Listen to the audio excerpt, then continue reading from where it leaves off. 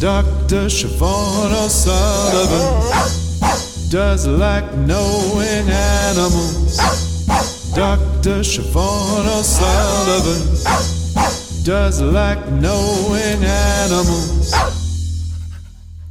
Hey you guys, welcome to Knowing Animals, the podcast. This episode is from our Protecting Animals series, where we speak to animal advocates past and present about the work they do for animals. My name's Siobhan O'Sullivan and I do like knowing animals. Now I'm really lucky to be joined this week by Mick McIntyre. Mick has a long history as a filmmaker, and most recently he has been working on the feature film and documentary Kangaroo, A Love-Hate Story. The movie is playing in select cinemas around Australia and also internationally, and I assume it's going to also be available online. So we're going to find out all about the movie. Welcome to the podcast, Mick. Thanks for having me. So can you start by telling us why this movie? Why make this movie? Yeah, look, we as documentary makers, we're always looking for something new, and we thought the kangaroo was an icon that hadn't really been told before in film, and surprised that no one had made a film about this icon. And our early research showed that the kangaroo is the third most recognisable icon in the world. It goes Statue of Liberty, Eiffel Tower and kangaroo. So not only is it an Australian icon, but it's a worldwide icon. So we thought that is a interesting story. We also knew, of course, being Australian, that there were issues surrounding kangaroo with the culling and the issues with farmers, and so we knew that there was some controversy, if you like. So yeah, well, look, we just decided that was something worth exploring. So how shocking or eye-opening was it for you starting to undertake the research for the movie? Look, very, very shocking. As an Australian, I was shocked by what we uncovered. We started the film 5 years ago, so we've spent the last 5 years gathering information and documenting what we found. And there was a lot of material that we didn't know about, and we present that in the film. And yeah, look, I think Australians are going to be shocked by what they see. You know, Mick, I've been around a while and I thought perhaps I'd seen it all, but you dug up some amazing archival footage, particularly by the ABC, and things that I had no idea Australians had ever been involved in. You know, things such as almost look like a type of a quasi-fox hunt with kangaroos, and then also kind of corralling and beating kangaroos to death. Well, what we found, I mean, we've travelled extensively throughout Australia to make this film over the 5 years, and what we found driving through Queensland and driving through New South Wales was this hatred for our kangaroos, this hatred for most of our native wildlife. And we were shocked, and we wanted to know why. We wanted to know, where does this come from? This is a cultural hatred towards our national icon. So we wanted to find out. So we researched, and basically what we found was that it goes back to when the first white settlers came to Australia. That when the first white settlers came, the writings in their diaries and the documentation we found was all about the native wildlife being a problem, that they needed to be sorted, they needed to be controlled, they needed to be gotten rid of. There was never a sense of coexisting with our native wildlife. So this culture of treating the kangaroo as a pest dates back to white settlement.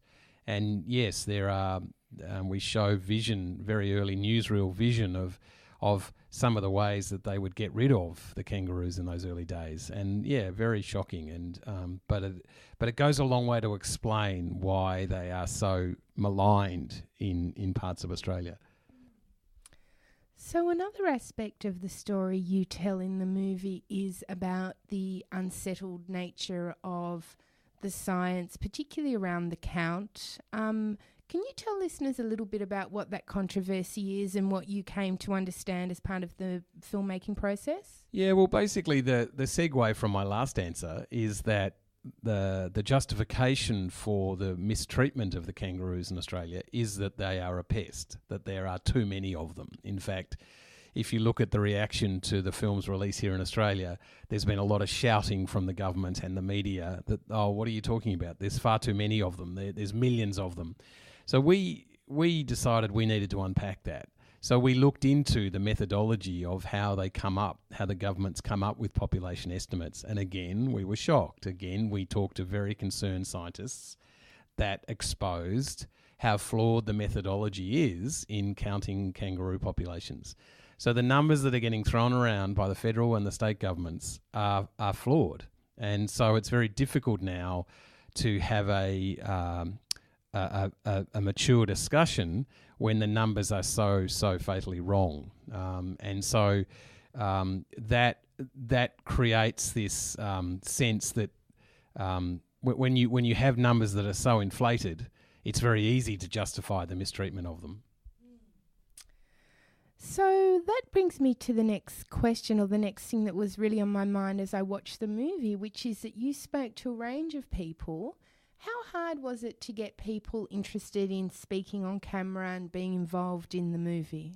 Yeah, look, the way we make our films is that we want to immerse ourselves in the subject, and we don't hide that from people we talk to. And we told, we interviewed over 100 people, and we told them that we wanted to interview anyone who had some association with the kangaroo, and that included the farmers, it included the commercial shooters, it included government activists. We wanted to hear from everybody, and we went to great lengths to put their views in the film.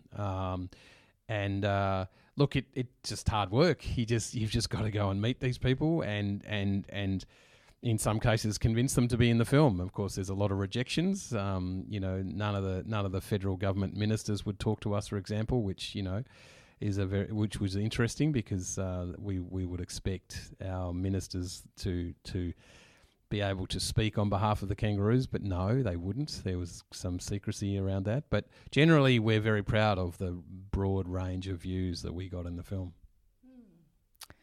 So, as I was watching the film, I was thinking to myself, I feel as though the treatment of the joey is one of the most controversial aspects of the kangaroo industry and our treatment of kangaroos. And that came towards the end of the film. So I'm just wondering, can you tell the audience a little bit about what the joey issue is, and also something about how you decide how to sequence and tell the story? How do you unfold the story? That's a big question. It is a big question. It's really two questions. Well, the first one is, as an Australian, I'm shocked and shamed at the nightly treatment of kangaroos. It'll go on tonight, it'll go on tomorrow night. This is a brutal, brutal slaughter, and I've witnessed it, I've filmed it, and there's no other way to describe it but a shameful, shameful, shameful part of Australian culture. And the worst aspect is the treatment of the baby joeys. So basically what happens is if a female with a joey is killed, then the joey has to be disposed of. And this is done very, very cruelly. It's either done by swinging the joey against the bull bar of the car, it's stamping on its head. They don't waste bullets on the joeys. And this is going on every night in Australia. So we were shocked and shamed, and yes, it's in the film. It doesn't get the attention it needs because it's in the middle of the night, in the middle of the bush, with no one watching. So as documentary makers, we're compelled to show what's going on every night in Australia. And was that original footage? Were you able to actually catch footage of shooters disposing of killing the joeys? Yeah, look, we do have footage of them cruelly disposing, as they say, of the joeys.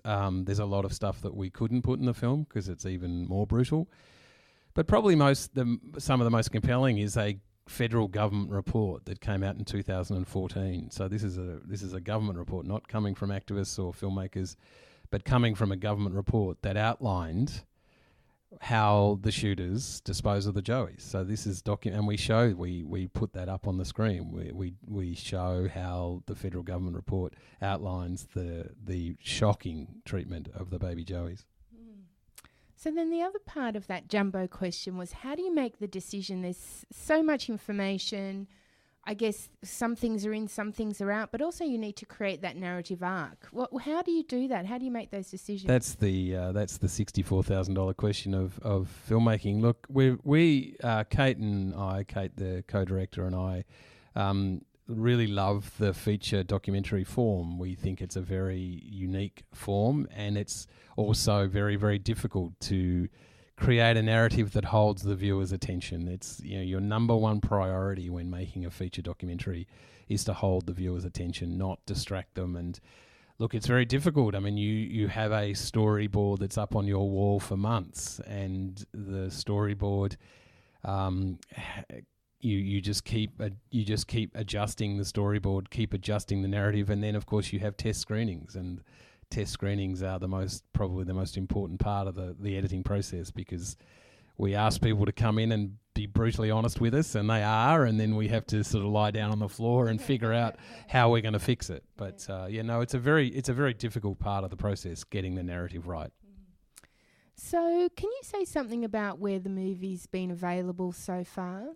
Yeah, look, we were very pleased and fortunate to have secured an American theatrical distribution deal, which meant we'd had the world premiere in New York in January, and then LA, and we then took the film to 20 cities across America, and we were reviewed in several mainstream outlets. The New York Times gave it a very glowing review, the LA Times, Variety magazine. It was an extraordinary opening and release of the film there. And then we released the film here in Australia on March 15th in cinemas, and again we sold out our premieres and had a extraordinary media, controversial media. We got a lot of hate thrown at us from the media, but we also got a lot of support. We will then release the film in Europe in cinemas in May, and then down the track we will then release it online, whether it be iTunes or Netflix, but that comes later in 2018. Right. So I am curious to get a sense of what the response has been. It sounds from what you were just saying as though it's been more negative in Australia than elsewhere. Can you say something about that response? Yeah, look, in America, the response was completely positive. I think we had 24 reviews and only one was negative, which is pretty amazing for a filmmaker that you get such positive reviews. But here in Australia, it's been pretty divided. It's probably been 50-50 about how people see and perceive the film, particularly as most of the negativity has come from this so-called population estimate that the Australian government throws around. So, there's this perception that, what are you talking about? There's so many of them. Why is this possibly worthy of a film? So, we're starting way back in the discussion. And interestingly enough, in the media, we then turn around and say, it's interesting that on this issue, you trust the government. We question the government on nearly everything, but on the kangaroo issue, we trust them. Why is that? Why do we just automatically swallow what the government's giving us on the kangaroo issue? And the reason is really simple, that we have discovered making this film that close to a generation has gone by of people not speaking up for the kangaroo. And it's the silence has been deafening, and that is another reason why we're really proud of this film, because the conversation and discussion has started, because there's been 25 years of it not being brought up in the mainstream conversation, and that is shameful. And so we're very pleased that the media reaction has been so strong here in Australia, because we've started that conversation, whether it be for or against. We have started that conversation, and the kangaroo has been let down by the Australian public. Do you think Australians will ever make peace with the kangaroo? Look, it's a very good question. As we discovered making the film, it's very culturally ingrained that they're a problem. I have great faith in the younger generations when they are introduced to facts rather than the propaganda. And if we can keep the conversation going, if we can keep having the discussion that this isn't the pest that we're made to believe, this is the most magnificent family-orientated, slow reproducing mammal herbivore that you can ever imagine. I mean, I've had the great delight in spending time with these animals, and they are magnificent. They are equal to any wildlife experience I've ever had, and I just hope that all Australians get to see them in the wild so they can appreciate how magnificent they really are. So I guess, yes, I have hope. I have hope that things can turn around, because it has been so one-sided. It can only get better. They have been so maligned that it can only get better for the kangaroo. Yeah, it's fascinating because, growing up, I did have the opportunity to interact with kangaroos if we're on holidays at certain places, and they're lovely animals. But, as soon as the issue comes up, the first thing I think that's said typically is, oh, there's so much more water now, there's so many more animals. And then, as you say, and it comes through in the movie, the word plague is used, but I don't think that's the correct use of the word plague. No, it's not. And the more water thing, excuse the French, is just absolute garbage. There was much more water around before white settlement was here. I mean, we have look what we've done to this landscape. We've taken water away. So that to be told that we've put water in that's benefited the kangaroos is garbage. There was much more water before white settlers came. So that's just another misconception, another mistruth. They breed, we're told that they're in plagues, that they breed like rabbits. False. They have one young per year, if lucky. They might only have 7 or 8 in their entire lifetime. 1 per kangaroo, not 6 or 7 like a rabbit does in 1 litre. 1 baby joey per kangaroo. So there's lots of misconceptions out there that are just completely false. We now have seen new government data that's being collated and will be published soon that outlines just how serious the decline in populations is, and that will shock a lot of people. And we're very lucky that there are a lot of concerned scientists out there that are working on this. So that is very troubling to us. We've seen this data that shows severe decline in many, many areas of New South Wales and Queensland. And really, is this what we want to be doing to this magnificent icon? Mick, I ask everyone who comes on the podcast to answer 5 quick questions. Are you ready for your 5 quick questions? Sure. So can you recall the first time you started to think that there was something wrong or problematic about the relationship between humans and animals?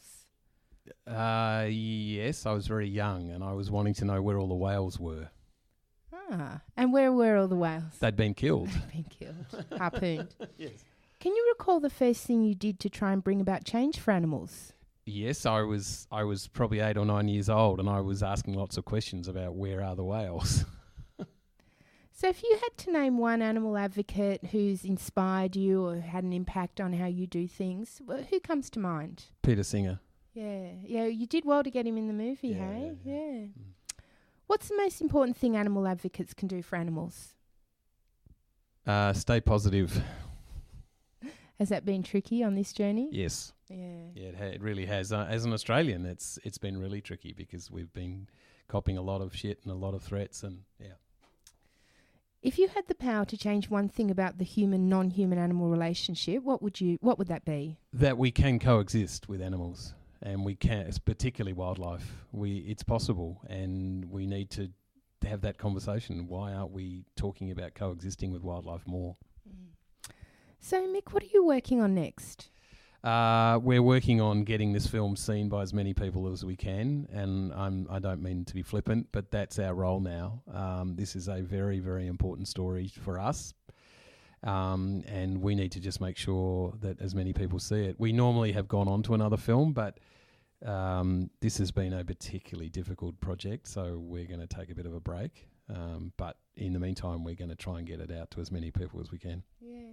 Do you have another issue or animal, would you go down the animal track again, do you think? Oh, who knows? I mean, clearly you get to meet a lot of people making a film, and you get to make a lot of friends, and yes, there's been lots of ideas thrown at us, which is great, and we love that. We love the passion, and so yeah, who knows where it'll take us. Yeah. So how can people find out more about your work and this movie? Kangaroothemovie.com. You'll find all our social media tags there. We really are urging people to host their own screening. It's really simple. There's a section on the website where you just scroll down and you fill in a form and we contact you. It's and we've had over 50 booked in America already, and I don't know what the number here is in Australia, but so we're really urging people, and it can be 2 people in your living room or it can be 30 people in your local hall. So we're really urging people to host a screening of the film. Oh, fantastic. Look, there are loads of old cinemas all around Australia where I'm sure people could arrange to have a screening. So let's hope that happens. So go to the website, check it out, and perhaps one day you'll also be able to watch it online, as you say. Yeah, down the track, you probably August, September, it'll be up on all the streaming services, iTunes, Amazon, Google Play, Netflix, yeah. But that not till we finish this part of the process first. Yeah, wonderful. Well, Mick, thank you so much for joining us for Knowing Animals. And thank you to the listeners for joining us for Knowing Animals, a podcast where we talk to animal studies scholars and animal advocates about their work. Now, don't forget to follow us on Twitter at knowing_animals or on Facebook at Knowing Animals. Also, don't forget to tell other people about the podcast and to leave a review on iTunes. Reviews on iTunes make it easier for other people to find us. I'm Siobhan O'Sullivan, and I do like knowing animals.